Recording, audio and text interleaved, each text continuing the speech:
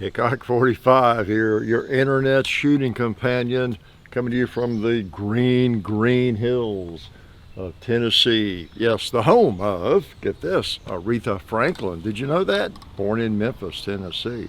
Yes, Aretha Franklin. I think she sang a few big songs in her day. And she's still singing them on the radio. That's the thing about it, isn't it? With technology, artists don't go away. They're still singing. And it's good and it's bad. You know, it's like they're still alive. And you know, whoever it is, Johnny Cash or Aretha Franklin, whoever. And there they are. And then you go on YouTube, you see these clips. I am subscribed. I guess it's on Instagram. I guess I subscribe to it or follow to Lords of Rock. I think that's the channel, something like Lords of Rock.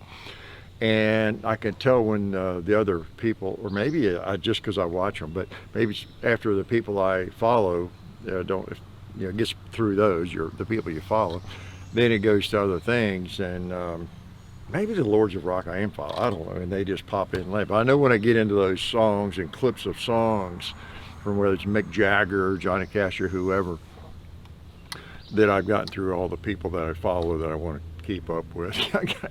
Although I enjoy those too. And you know, yeah, so whoever it is, it's Waylon Jennings, you know, or you know, people are not singing anymore. Chris Christopherson, I guess, is not singing anymore. A reel of him singing when he's 25 or something. So technology is great, yeah. But then you have to remind yourself, yeah, he can't sing now, or he's gone, or whoever it might be. But anyway, yeah, glad you're here in this green environment. Yeah, that's one of the things about, yeah, we're talking about REI a couple of weeks ago. Hope you don't miss any Sunday videos. You miss a lot of stupid discussions if you do. That is another difference I thought of.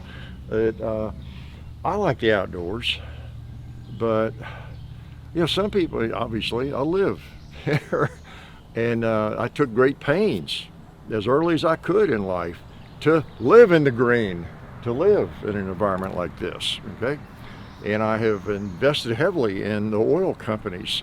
By buying a lot of gas in order to drive to work and back for many years. That was my investment, putting it in the gas tank. It was expensive, in other words, to live out here, I guess, more so, depending on where you live. But I did a lot of commuting in my life, and it was worth it to me. But that was another thing I was thinking about with we don't want to stereotype everybody, pigeonhole everybody, and all that kind of thing. Paint everybody with a broad brush, but then again, there's that segment of like the RE shoppers that probably live down in some dirty city, you know, and even though they get out the kayaks and go, you know, out into nature on a weekend, you know, that kind of thing. And that's all fun, that's well and good. Or mountain climbing where they do, but where they actually live is a cesspool of a city quite often, I think. I mean, that's why they get out there and stop at REI on the way out, right? Wouldn't dare stop at Bass Pro probably, but might run into some evil hunter that eats meat. But, you know, I would rather live in the green. That's kind of the way I look at it. You know, I do the opposite. And I visit the urban areas occasionally, no more than I have to, you know, so kind of the opposite there. Anyway, so yeah, glad you're out here in the green with me. It is June the 9th, yeah, so we're cranking into the summer, and got my AR, my A2 out here. It's got a lot of A1 to it. Yep, bought this in 83, 84, and still shoot it. I think I mentioned a few weeks ago I kind of wanted to get it out and didn't, and now I did get it out, right? Yep. Yeah, June 9th, that was an interesting day for me. It's my brother's birthday, older brother who's passed away. He's gone now, but it's his birthday, and I used to try to get up to, when I was teaching, get up to see him around his birthday time. Friendship, Indiana, the National Muzzleloading Shoot would be starting about that same weekend every June. And go up and see Mom, Dad, if he was still living, you know, and it was a good time. Yeah, I was out of teaching, time off in the summer, and go up to visit them in northern Kentucky and everything. And then, of course, it was my brother Mike's birthday, June 9th. And then when my mom got sick, after Dad died, she got sick in 1999 and 2000. And so I was up there a lot, and as much as I could be. And then when school was out that year, went up and spent more time. And as per usual, the same schedule. Early June, you know, was gonna go to Friendship, or did go. I don't know. Remember now, it's all blur. But when you know it, and of course, by the time Mom was in a hospice care, and then she died on June the 9th. We were at a pizza. Oh, I think it was a pizza place. Yeah, we're in Outback's pizza place. I think we were gonna eat, have dinner. We meet my brother, kind of a little birthday thing, and then we'd been over to the hospice and visited with Mom, and then they called when we all got there to the dinner, said we need to come back over there, and of course she was gone when we got there. But anyway, June the 9th, you know, it was kind of a weird day, you know, my brother's birthday, and then the day, and John was with me. We went to the zoo, I think that day before, up there, Cincinnati Zoo, and all that stuff, you know, it really sticks kind of in your mind.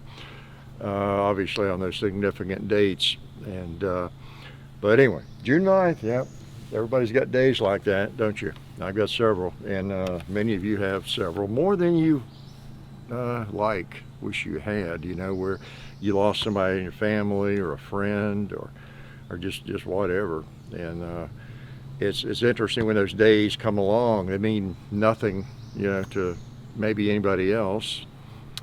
Just like hearing a song or seeing something that reminds you of somebody that means nothing to anybody else, but it's has a profound meaning, you know, for you, a profound memory it brings up.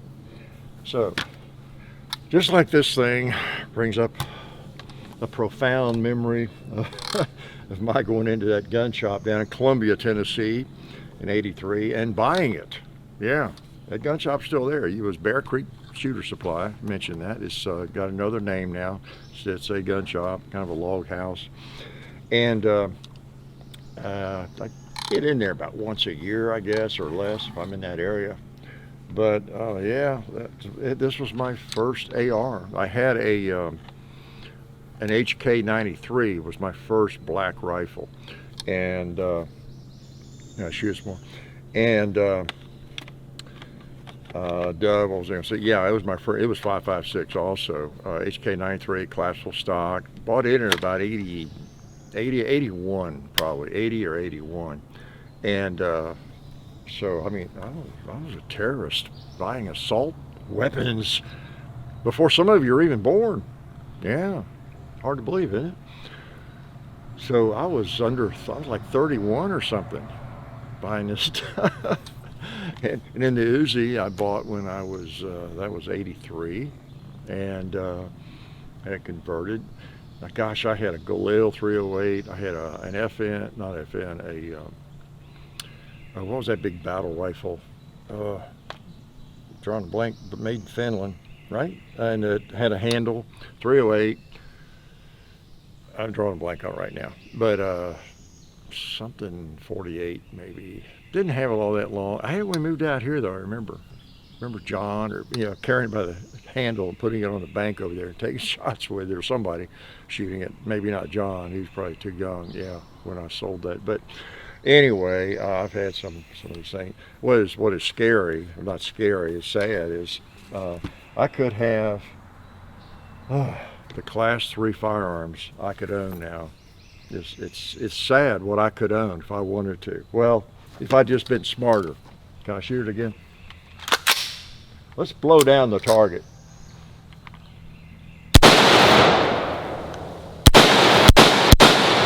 I'm expecting that trigger to be lighter. Almost all my ARs have a better trigger than this. Oh, this isn't bad for a combat trigger right out of the box. There we go. 2-liter coming back at me again. 10 yards. That bowling pin is hollow pretty much, but I thought when I set it up I'll never knock it down because I'm mainly shooting through plastic, especially with 5.56. Finally, the last shot, I could tell by the feel of the recoil. Can you all tell that when you fired your last? I don't even have to look at it, but the recoil, for those of you who don't shoot much or know, most semi-automatics, when you fire the last shot, you can just tell. Now with an AK, maybe not, because the bolt goes ahead and slams forward, most cases. But if the bolt locks back, it has a different feel. Is it back? Yep. So, I knew what. Is it sacrilegious to use a polymer mag? It kind of is. I couldn't lay my hands on. Where's my metal mags? I thought I had them in an ammo can labeled metal mags. They are. I'm bad about that. Trying to stay organized sometimes doesn't work. You know, I get things all labeled and packaged in. Okay, now where did I put that bag of magazines or that?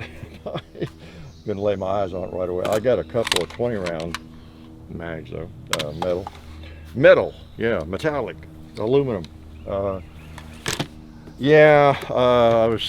thought several times. You know, the Hughes Amendment was what, 86? And I was in the publishing world. I was making a little bit better money than teaching, like almost double in the 80s. I taught in the 70s, and then I taught at the beginning of 1990 again for 23 more years. So I taught for 29 years. But there was a decade there where I made a little better money. Not get rich, but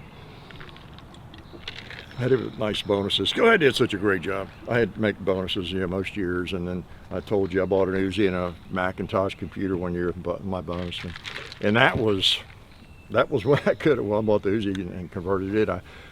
I could have, without, you know, stretching myself.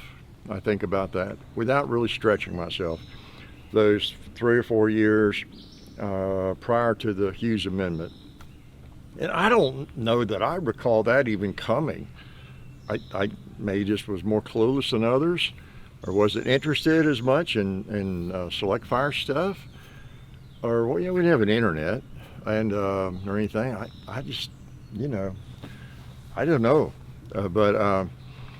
well, and even if we had a clue, we wouldn't necessarily known what was coming. And oh man, these things are going to be going up in price like crazy, you know, pretty quick, because it didn't happen right away. So I don't know what the deal was, why I was clueless at the time and didn't take advantage of it, and neither did anybody else I knew. I'm sure there were some who did. But that Uzi I paid whatever, $500 or $600 for, $7, I don't know. And then I know I had about 1,200 in it total, and that was kind of the Uzi, the short barrel I bought for it, the new bolt, the fully automatic bolt, you know, and paying to have it converted, everything. I had about $1,200 in it. And of course, you know what that stuff sells for now. And you know, I could have, well, when I bought this, I could have had it converted or got a bolt, full auto sear, bolt lower, you know, and I mean, who knows, for almost nothing. I could have probably bought, you know, in those 3 or 4 years, without stretching myself too much, I could have bought, you know, I don't know, 10 different firearms or 15. I could have bought firearms without much trouble, you know, just $600, $700 guns, whatever. I could have bought enough firearms that they would have been like equivalent to being worth about $1 million right now. Yeah, I would have not much in them, no more than in 10 or 15 of the handguns I bought during that time. I could have done that, literally could have done that. Why didn't I? Oh well, not gonna lose any sleep over it. I like this one. I actually have another firearm I forgot to get out. Can I get it out of the four-wheeler? Yeah, I just picked this up. Have not fired it. Have not fired it. How's this for a comparison? Two worlds. Yeah. Oh, AR and single action. This is a Taurus I didn't know about this till I went to the NRA meeting. I think it's been out a while, but it's the Taurus Deputy. It's a cool name for a single action. Especially a Western revolver, I guess. In a world where some of the firearms names are just getting weird, right? Deputy, cool name for a 6-shooter. Why not? We got sheriff's models, we got all that kind of thing. So I'm surprised that hadn't already been taken for some big, well-known firearm. So this is I don't know anything about it yet. I just got it. There's a deer. There he is. I'm going to put this right on him. He's about 25 yards away. I could have venison for dinner, but I would also possibly be in jail for hunting out of season. I wouldn't do that. I mean, there's 5 or 6 that come around the house every evening. My wife's upset they're always eating her flowers and certain plants and that kind of thing. But anyway, this is a 45 Colt. All the people tell, and again, by the way, on Sundays, that's how you know who our current set of sponsors are. If I don't mention them on Sunday or they're not on target, whatever, and then sometimes there's remnants on the target from days gone by, but if I don't mention them, they're not a sponsor. If they're not in the description, they are not a sponsor.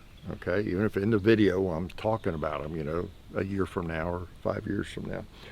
And I do need to update descriptions a little bit. I'm kind of hanging on to do that. But anyway, yeah, and in speaking of that, Alabama holster, I was thinking, quite often, I always have a gun that's been ballast stalled, okay, of course. And sometimes I have a firearm all the time almost, an Alabama holster on my person. So 3 of the people that support us, at least 3, I am always walking around with, Alabama holster, great little maker of Kydex holsters. And then I often have if I don't have the revolver, I'll have like a P365 or something in my Glock, in my Alabama holster with what? Talon grips on it. Yeah, so I use this stuff and like it. Now, back to this though. Yeah, I got this from Bud's and on loan. Yeah, it surprised me when it came in up at Clarksville Guns and Archery. We were looking at it. Nice finish, nice finish. And don't know much about it yet. We'll shoot it. It's a well, I got to study it up. I saw they had it, and I said, I got to shoot that. I think it's got a firing pin block.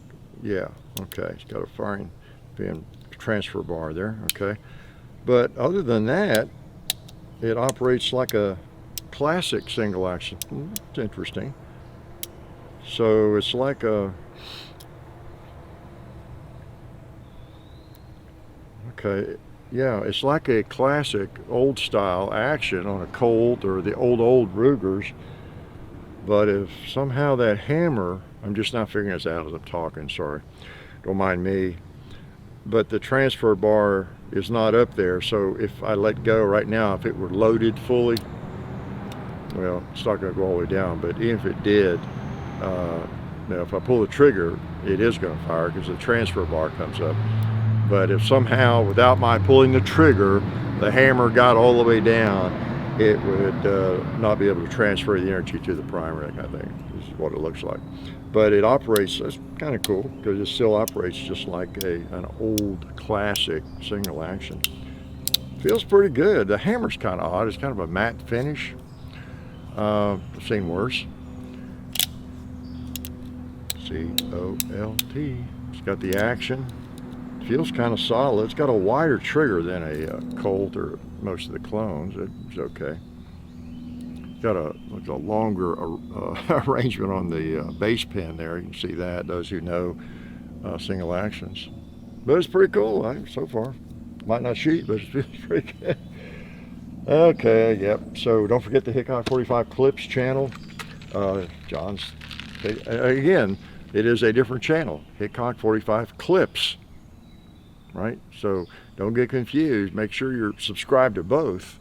Okay.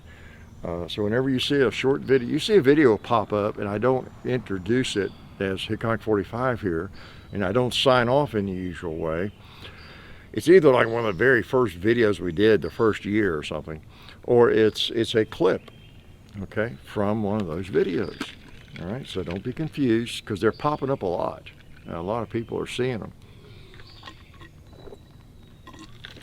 And I can tell from some of the comments they think it's on the main channel. Okay, which it doesn't matter. We appreciate you watching on either channel. It all goes to the same place. All right, what else? I went to a gun show in Franklin, Tennessee last weekend. That was cool. Saw a lot of you there. Good to see you. And didn't buy a thing except my ticket to get in, I guess. About it. Walked around the whole thing. Saw some vendors I see here and there. Nice chatting with them, and many of you. And so anyway, it was a gun show. I hadn't been to, other than NRA thing, I hadn't been to a gun show in a while. So right out there, it was a rainy day, and check it out. It's in the Agriculture Center, the Ag Center there in Franklin, south of Franklin, where the Civil War shows take place. Good place for a gun show. Really was spread out because it wasn't nearly as big as those Civil War shows are every December. And that's something to put on your list now. I don't know, it's usually the first weekend in December if you like gun shows. Even if you're not just a big Civil War, aficionado or whatever, I think you would enjoy that if you like firearms, because it's not just Civil War firearms, just a lot of the old guns, various eras, World War I, World War II even, things like that. But it's definitely mostly Civil War. Can I shoot this thing? You want to try it together? Okay, I just threw in one box of ammo here. Some Steinel 250 grain cowboy action Colt. See, that'll work. This is Taurus now again. The Deputy, it's called. Now it's got that bar, but you know what I mean, I load 5. It's probably safe to load 6. But the thing that makes it unsafe to load 6 is that my brain might not be safe. Breaking habit, right? Breaking habit. So I want to get that. It's ingrained in my brain to load that way, so I hate to break that habit. Who was it that said one of my favorite quotes, I can't remember, but the chains of habit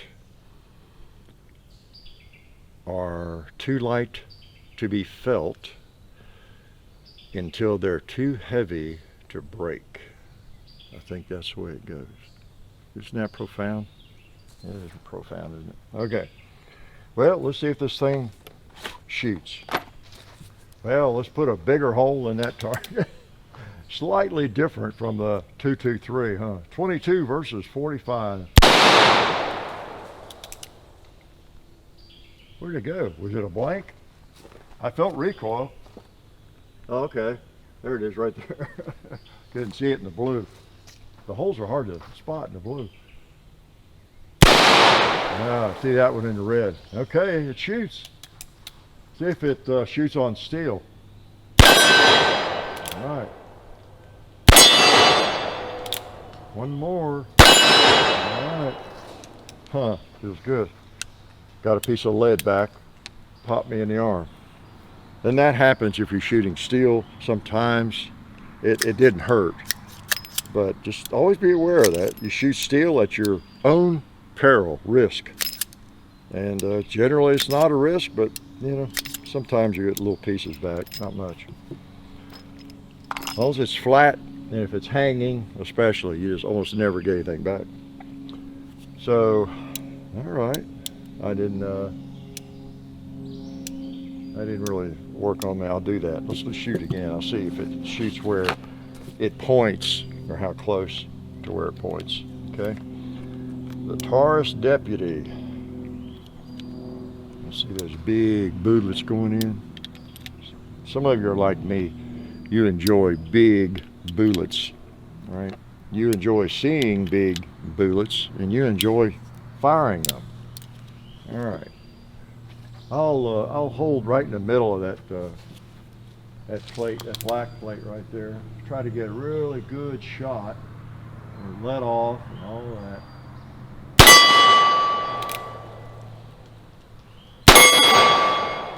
Okay, that was a better let off. Okay, looks like the windage is pretty good. Right on. Right on, bro. Okay. Print's a little high. I was holding about 2 inches below that. Try this other plate here.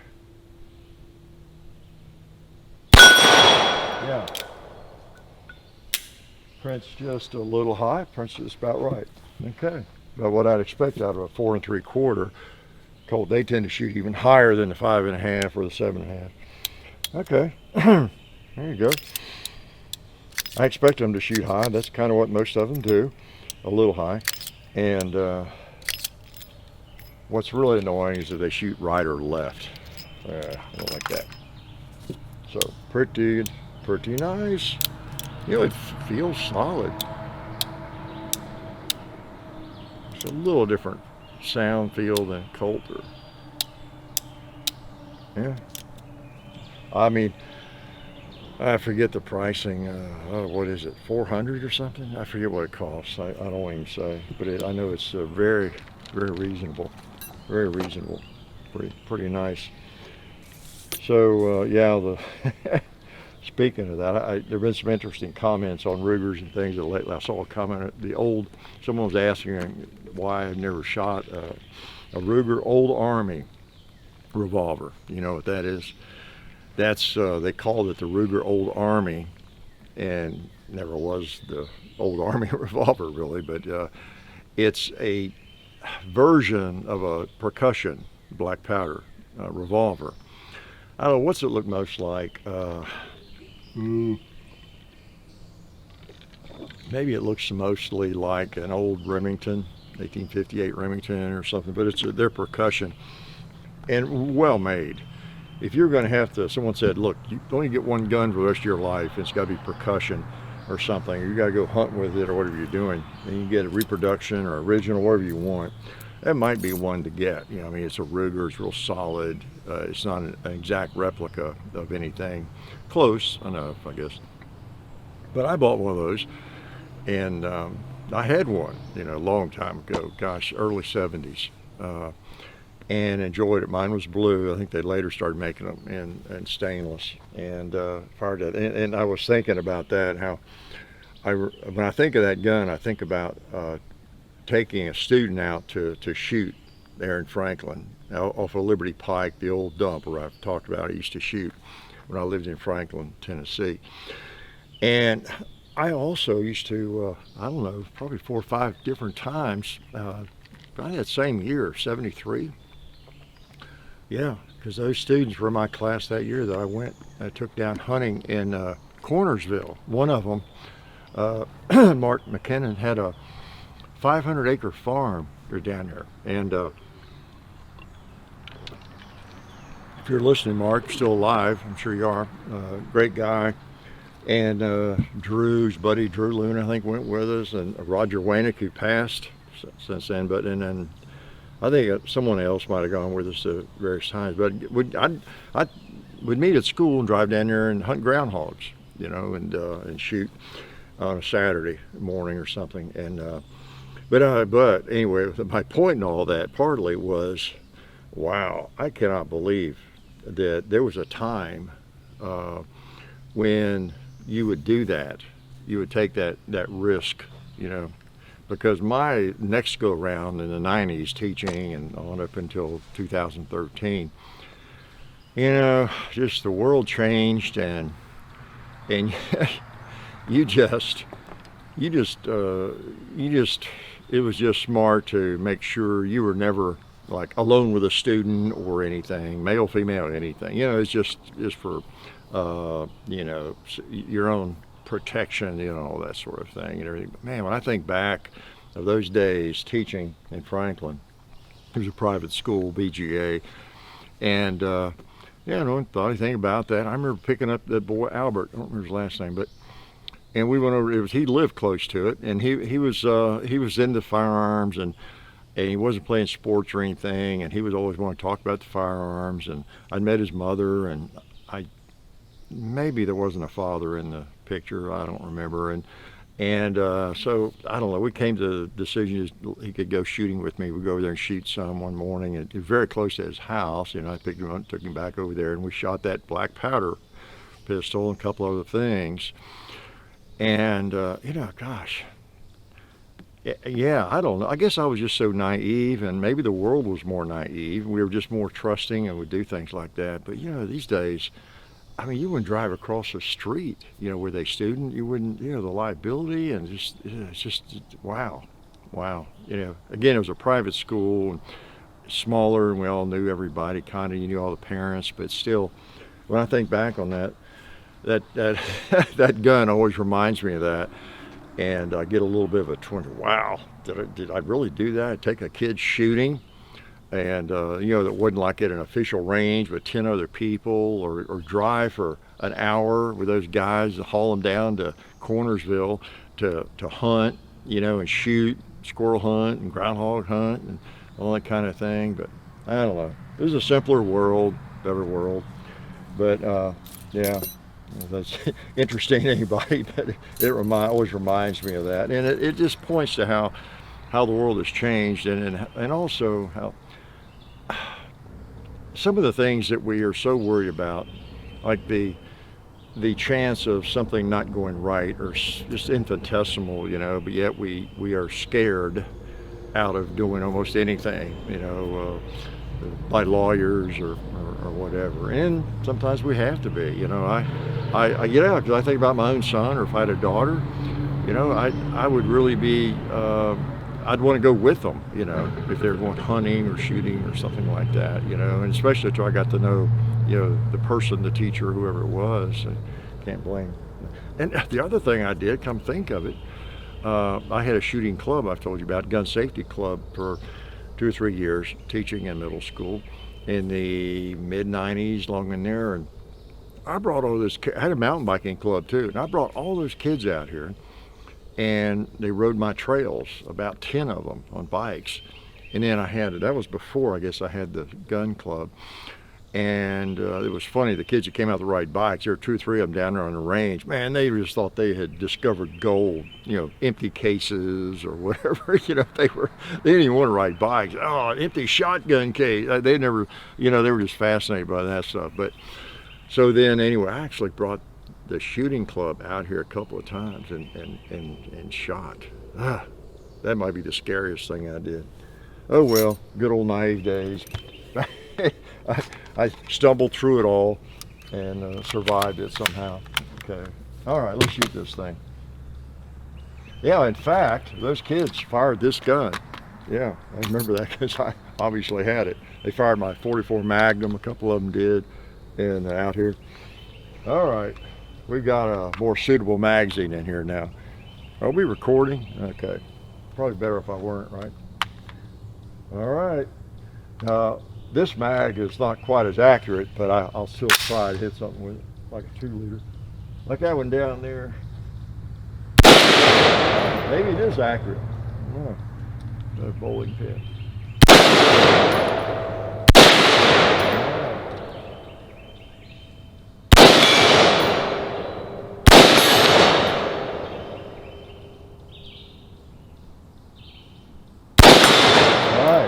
Yeah, that magazine's plenty accurate. Yeah, I'll quit bad-mouthing that mag. Not bad, not bad. So here I am getting my classic gun dirty. So, yeah, gotta do it once in a while.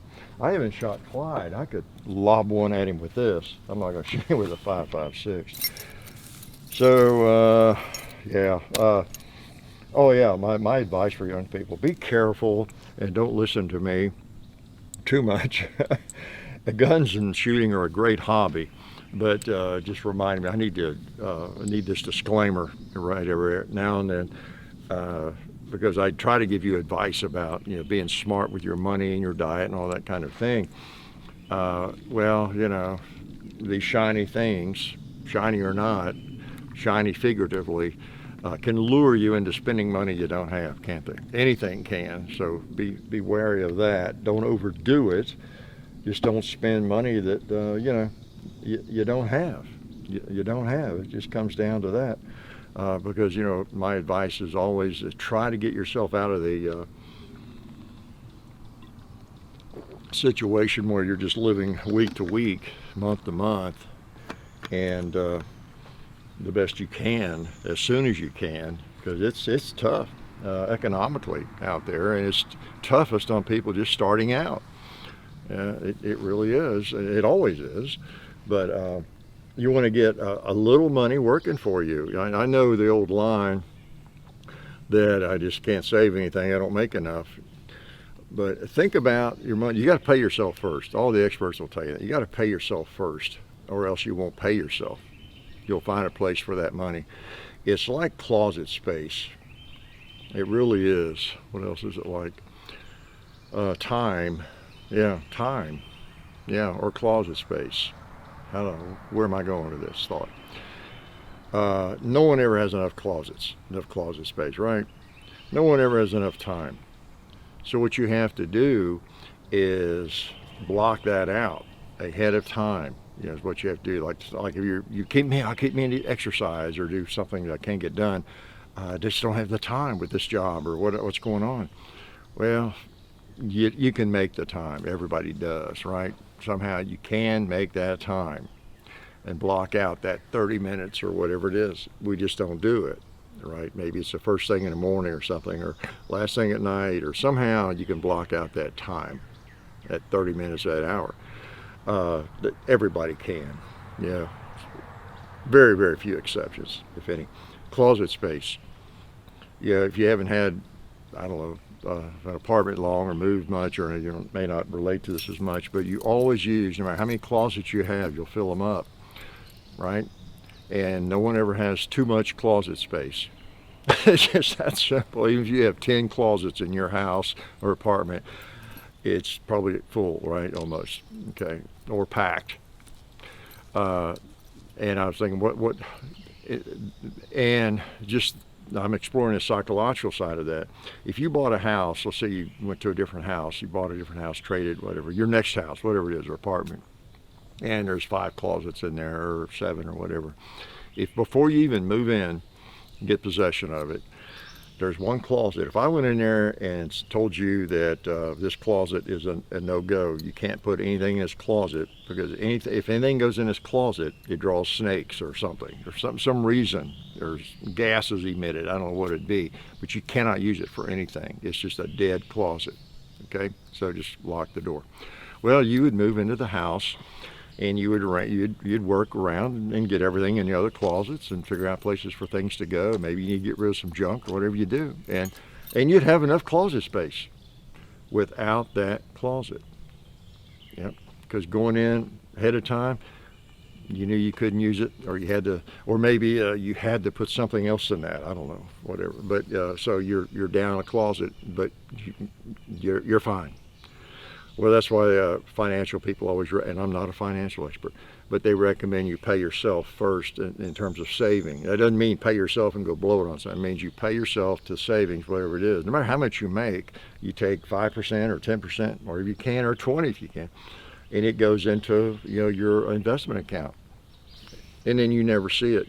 It's just there growing. But that's what you got to do: get it growing, and not put it all into firearms. Okay. Yeah, I know. Tell your spouse firearms are a great investment. Some of them are a little bit of an investment. Class 3 firearms are a pretty good investment, but most firearms, they hold their value okay. But in the great scheme of things, they're depreciating too, generally a little bit, unless they're an antique firearm or something. Okay, and then they might keep up with it. So you need to pay yourself first and get on that road, wherever that takes. Get some money working for you. And that's the difference between people that have something saved, have something invested right now. The interest rates are like great for me. Great for me. I love it. It'd be fine for me unless it wrecked the economy, which that's what's happening, I think. But if they were 10%, it'd be great for me. Because I'm getting bonds in my money market funds, and I'm getting 5-6%. So yeah. But if you're paying that, and you've got credit card balances you're not paying off and all that, you're trying to buy a house, it's horrible. So you want to get on the other side of that as much as possible. Take advantage of the interest rates, whatever they are. So anyway, we're kind of in two worlds right now. People just getting started. It's hard on people, isn't it? And you know, and of course with inflation, it takes a toll on everybody. But anyway, just don't overdo it with firearms. Is how I got off on all that, or anything that's just fun. Okay, don't let it drive you. Don't let it break you. All right, and that's something I've never done. I probably bought some guns I shouldn't have at times, or I stretched it, but I have never financed a firearm, in my life. So you don't want to do that. I mean, by that I mean putting it on a card and then not paying it off or something. Okay, right away. So, okay. Let's see if I can hit Clyde, because he hadn't been hit for a while, at least a week. All right.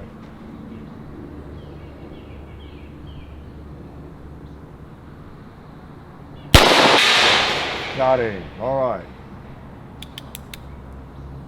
Cowboy, you need a bullet too. Smokey, where'd it go?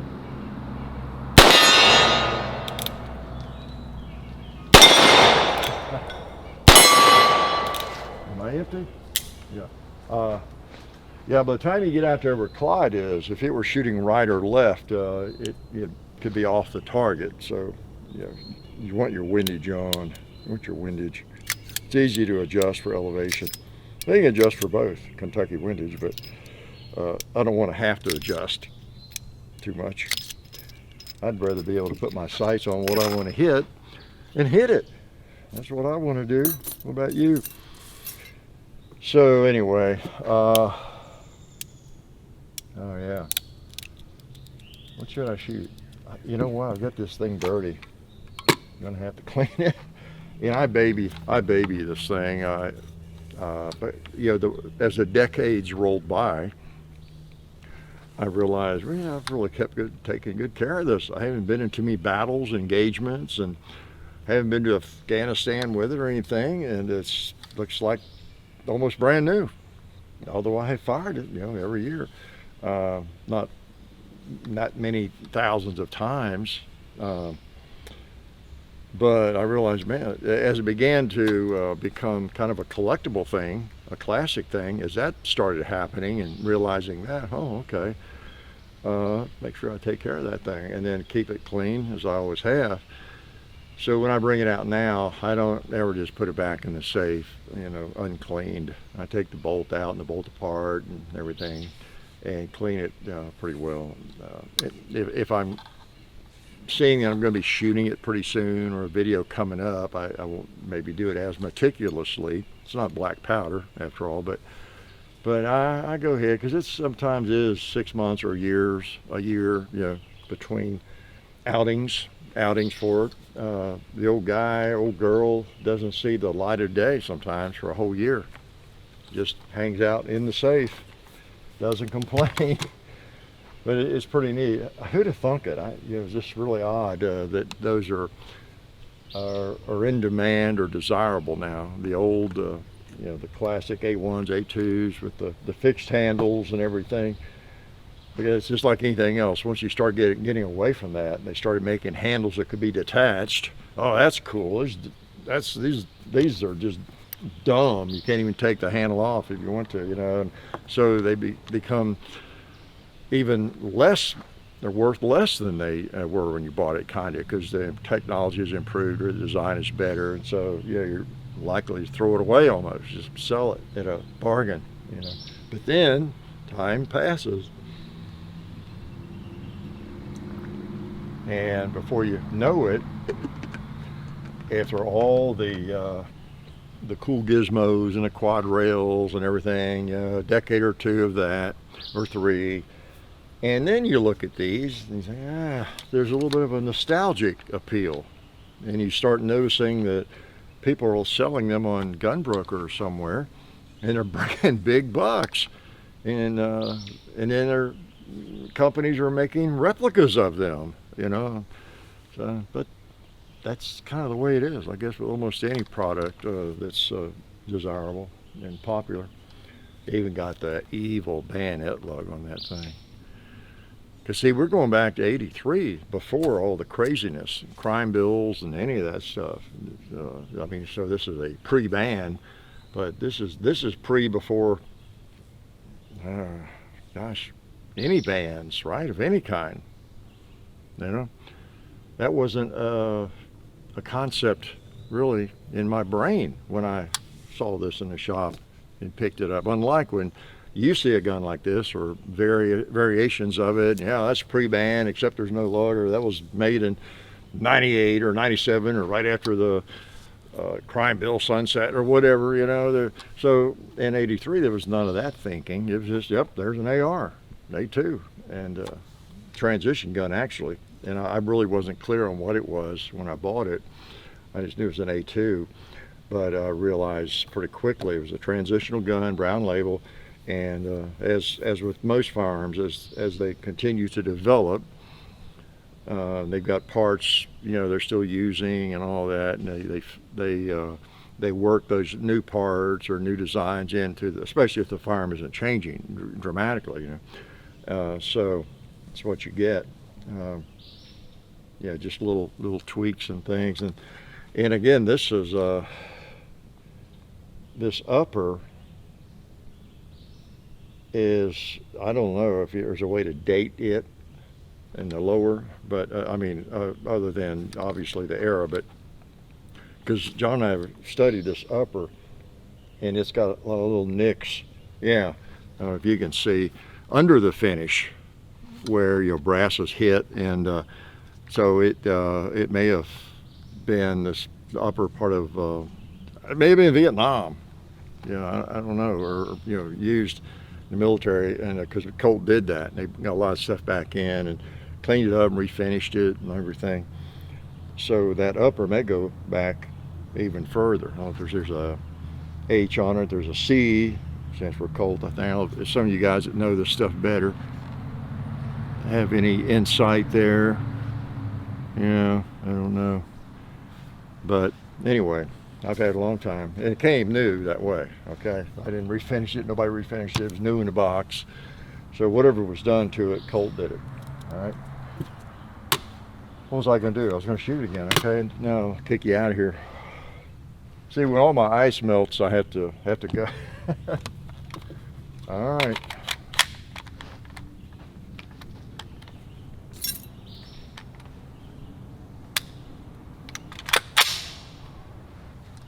Propane.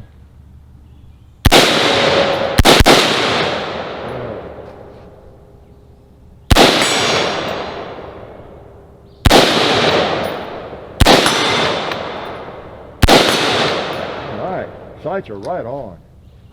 I think I can see that buffalo enough to get him.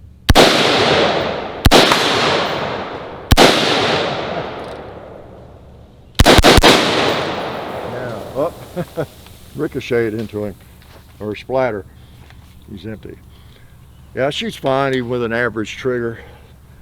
I decided long ago I'm not going to change out the trigger. I'm going to keep this the way it came, and exactly the way it came. Oh, except for the extension. This is not. I don't have to slip an extension.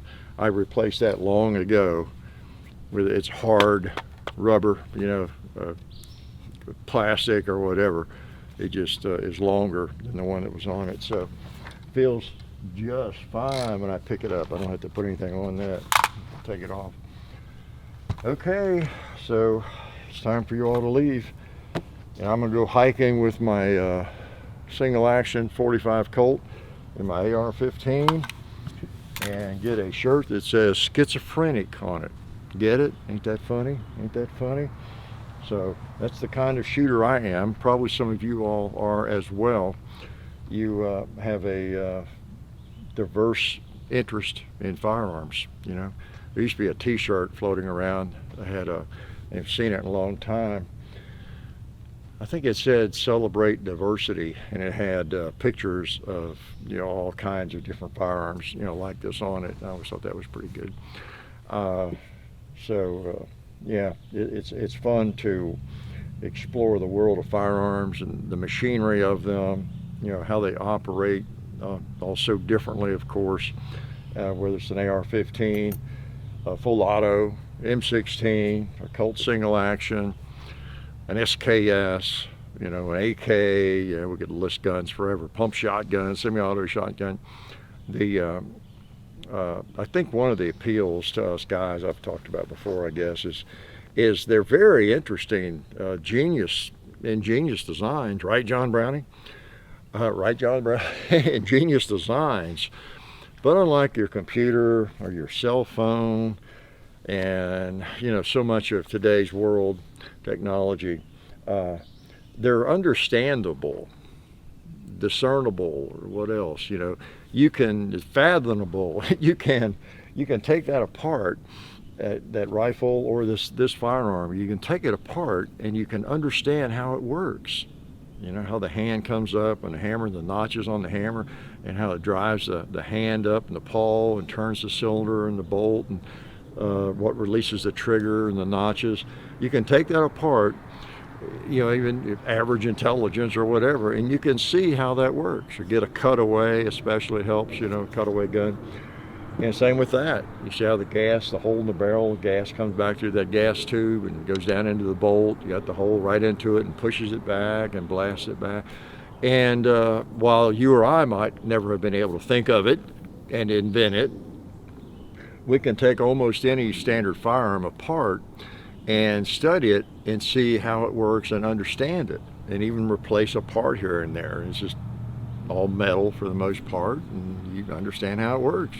You know, it's kind of like going back to the old days of a buggy and wagon. You know, you can look at that wheel and see how it fits and how it works on that wagon, how to put it on, or the wagon tongue. I mean, it's really basic stuff.